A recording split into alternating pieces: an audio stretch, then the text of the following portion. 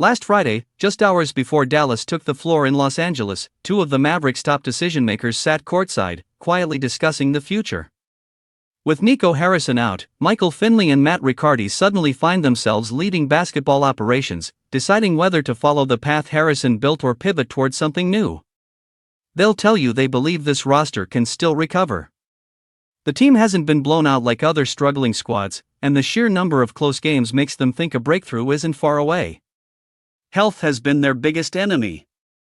Nothing will ever justify trading Luka Dončić, but the story of this season is the roster Dallas hoped to build barely seeing the floor together. Kyrie Irving hasn't played. Anthony Davis just returned after months out. Dereck Lively II and Gafford remain sidelined.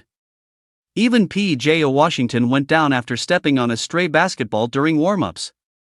Any hope of a fast start vanished when Davis went out 5 games into the season, and the Cooper Flagg point guard experiment didn't work. That left Jason Kidd scrambling between D'Angelo Russell, Brandon Williams, and Ryan Nembhard to keep the offense afloat. Davis's return changes everything. He may not be the pure playmaker Dallas needs, but he is still their offensive anchor. The gravity he commands opens the floor for everyone around him. Irving's eventual return could be even more important. Dallas has been dreadful in the half court, and plugging in a dynamic scorer and elite shooter instantly shifts the math. Some within the organization believe a healthy trio of Irving, Davis, and a rapidly improving Flagg could sneak into the postseason. But the real question is whether they should want that.